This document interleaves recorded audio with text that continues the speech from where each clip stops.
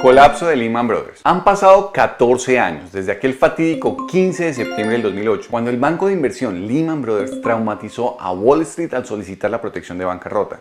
Al llegar al capítulo 11, esto contribuyó a la mayor recesión económica desde la Gran Depresión.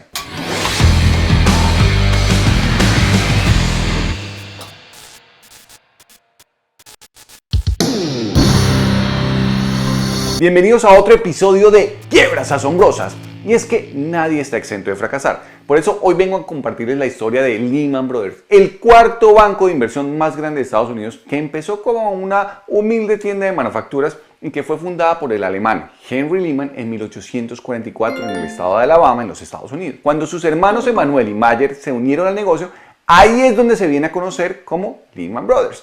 Más de un siglo después de la fundación y de haber incursionado en varias industrias como la televisión, la radio, por su estrategia de diversificación, fue durante el auge de la banca en los años 70, en Estados Unidos por supuesto, que Lehman Brothers se mete a la industria financiera, la cual en ese momento digamos que no tenía tanta regulación como si existe en este momento. La empresa pronto aumentó su participación en el comercio por cuenta propia, titulización, derivados, gestión de activos, bienes raíces, entre otros por mencionar algunos. Y este cuento tiene mucha historia. Así que ahora me voy a remontar a los ataques del 11 de septiembre del 2001 y la consecuente baja en las tasas de interés en el año 2002 para motivar la compra de vivienda. Eso era lo que estaban queriendo en ese momento el gobierno. En este contexto, los bancos comenzaron a conceder créditos para todo el mundo. Crédito para aquí, crédito para allá. Oiga, venga, el que va pasando por ahí necesita un crédito. Hágale que aquí le tenemos la platica. Los bancos no exigían gran cosa. No examinaban los ingresos de los solicitantes ni su nivel de endeudamiento o su situación laboral. Y este fue el origen de las denominadas hipotecas basura y de la gran burbuja inmobiliaria que luego provocó la caída de Lehman Brothers como rana platanera. Así que, con una concesión masiva de créditos y sin importar las garantías, comenzaba a gestarse una burbuja inmobiliaria en el año 2003. A este incendio económico se le agregó un nuevo producto financiero de esos genios de Wall Street que se inventan derivados, que terminó de prender absolutamente todo.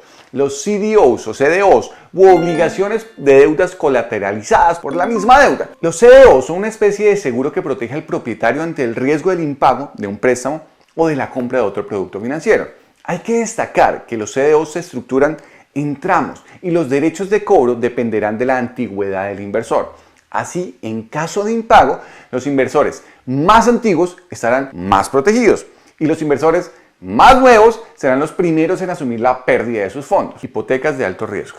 A los Lehman Bros les gustaba diversificar en sus negocios, así que también se expandieron a los préstamos hipotecarios, incluidos algunos que se especializan en hipotecas de alto riesgo, que se otorgaron a prestatarios con malos puntajes de crédito. Si no has visto el video del puntaje de crédito, te voy a dejar por aquí un link para que le des una miradita de lo importante que es. Estas personas, quienes en condiciones cuerdas no habrían podido acceder a una hipoteca, pues se les fueron dando y dando cada vez más. A medida que los precios de la vivienda comenzaron a caer rápidamente a mediados del 2006, muchas de las personas que habían tomado préstamos y que eran de alto riesgo, adivinen qué pasó, comenzaron a incumplir en los pagos, lo que reveló la naturaleza riesgosa de estas deudas. Llegó el momento en que los clientes se quedaron, adivinen qué, sin platica para pagar la hipoteca. La morosidad fue en aumento y los bancos comenzaron a vender sus deudas. Como si se tratase de una epidemia de COVID, los impagos y la deuda se propagaron por todo el mundo. Y a pesar de las señales de advertencia, adivinen qué hacía Lehman Brothers. Continuó originando hipotecas de alto riesgo y aumentando sus propiedades inmobiliarias después de que los precios de la vivienda cayeron.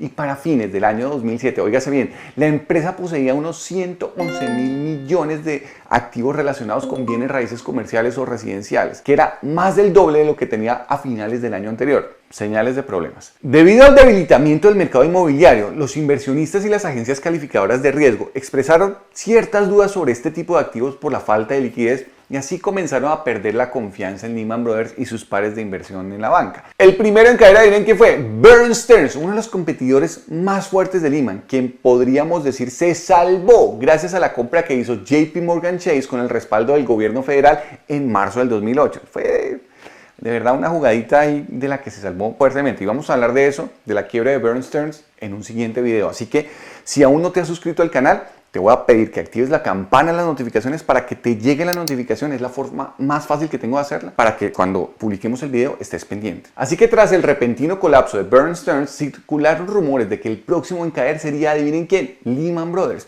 Y al igual que los Bear y otros bancos de inversión, Lehman dependía de acuerdos de financiamiento a corto plazo, que eran los conocidos como los repos, los acuerdos de recompra, con los que ellos planeaban recaudar los miles de millones de dólares que necesitaban para ejecutar sus operaciones. En ese momento, lo más deseado de vivir en que era, no era plata, era confianza.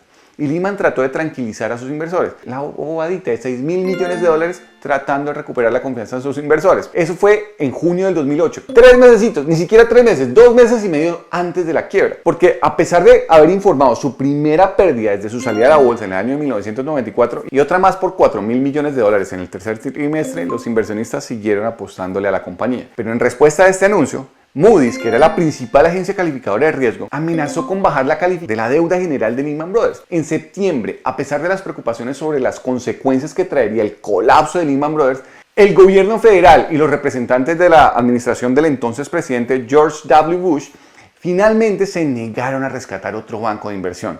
Las esperanzas de una venta a otro banco simplemente se desvanecieron y Lehman Brothers se declaró en bancarrota aquel fatídico 15 de septiembre, el lunes 15 de septiembre del 2008. La empresa declaró 639 mil millones de dólares en activos. Y ojo a la cifra, 613 mil millones de dólares en deudas, lo que lo convertían en la declaración de bancarrota más grande en la historia de los Estados Unidos. Y sigue siendo la declaración de bancarrota más grande en la historia. Ese mismo día, el promedio industrial Dow Jones se desplomó más de 500 puntos. Su descenso más pronunciado después de la reapertura, después de los ataques del 11 de septiembre del 2001. El colapso de Lehman Brothers provocó la agitación de los mercados financieros a nivel global durante semanas, lo que llevó a muchos a cuestionar, digamos, esa decisión que tomó el gobierno federal de dejar que el banco se quebrara. Después de la declaración de quiebra de Lehman, Barclays, que es uno de los jugadores más importantes a nivel financiero en Europa, acordó la compra de los negocios de banca de inversión y mercados de capital en América del Norte de la empresa Lehman Brothers. Y así pudieron salvar al menos unos 10.000 puestos de trabajo. Causas de la quiebra de Lehman Brothers. ¿Cómo es que una empresa tan solvente y de tanta tradición como Lehman Brothers llegó a esto, llegó a este punto? Les resumo las causas de este colapso en 4 puntos. El primero de ellos, riesgo. El banco había asumido demasiados riesgos sin capacidad de recaudar efectivo rápidamente, algo que conocemos como caja, que seamos capaces de convertir esos negocios en activos líquidos. En 2008 tenía 639 mil millones de dólares en activos. Era técnicamente más que suficiente para cubrir su deuda de 613 mil millones, ¿verdad? Sin embargo, ¿cuál era el problema? Los activos eran difíciles de vender. En un momento en donde el mercado estaba en pánico, donde se estaban agitando, los precios de las casas estaban yendo hacia abajo, pues era muy difícil de vender en ese momento. Y como resultado, Lehman no pudo venderlos para recaudar los fondos suficientes, lo que llevó a su flujo de caja prácticamente cero y lo llevó, adivinen qué, a la bancarrota. Segundo, cultura. Es que se creyeron el cuento del Titanic. Eso de que ni Dios podrá hundir este barco. El director de riesgos de Lehman dijo que la alta dirección ignoró muchas de sus estrategias o muchas de las que estaban planteando para la gestión de riesgos. La alta dirección de la empresa quería mantenerse por delante de sus competidores, que también utilizaban estrategias de alto riesgo. Y pensaban que, esto es de verdad, una lección grandísima, que eran demasiado grandes y ellos eran demasiado inteligentes como para fracasar. Tercero, exceso de seguridad. La empresa se basó en productos financieros muy complicados justo cuando el mercado inmobiliario empezó a declinar y entre 2000 y 2006 sus ingresos crecieron un 130%.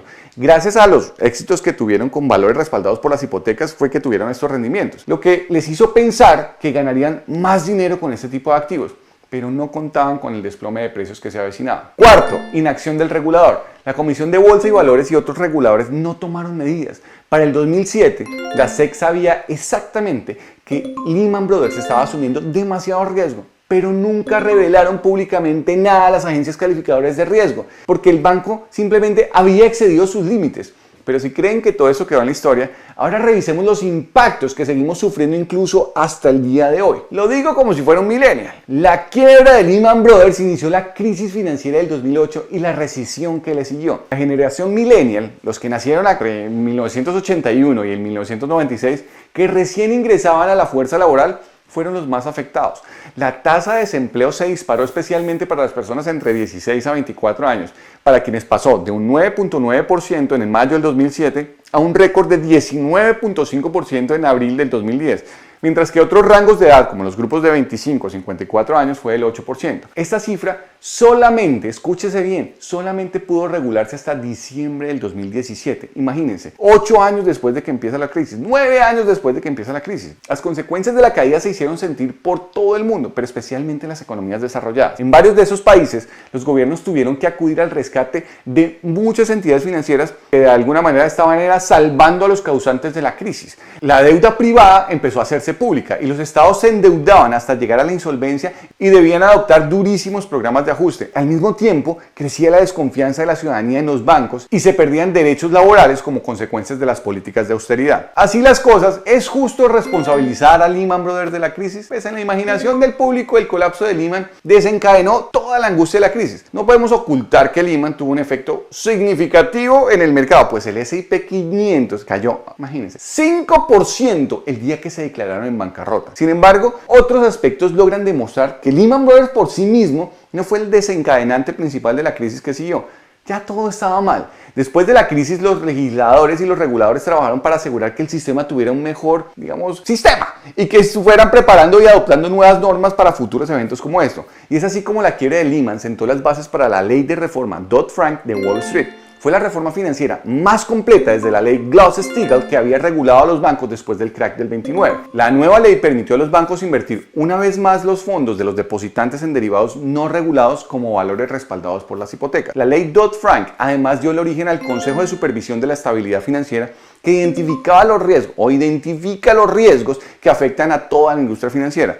Desde entonces, si alguna empresa se vuelve demasiado grande en un corto periodo de tiempo, el Consejo Federal le va a decir a la Reserva Federal, oiga, venga, póngale atención a esos para que les haga una supervisión minuciosa. Por ejemplo, la Fed puede hacer que un banco aumente su requisito de reserva y así se asegura de que tenga suficiente efectivo, allí disponible para evitar una bancarrota. Entonces, mis queridos espectadores de Luis Sigma Show, las lecciones de la crisis del 2008 son claras. Los bancos tenían demasiada deuda y muy poco capital, por lo que no podían soportar las pérdidas que enfrentaban. Tarde que temprano vendrá otra crisis, o tal vez ya estamos en ella, pero las inversiones consideradas seguras demostrarán no serlo y la resiliencia del sistema se pondrá a prueba una vez más. Si te gustó este video, compártelo, comenta, suscríbete. Si tienes algo que aportar sobre la quiebra de Lehman Brothers, por favor déjalo en la caja de comentarios, aquí armamos un debate. Nos vemos en el próximo show.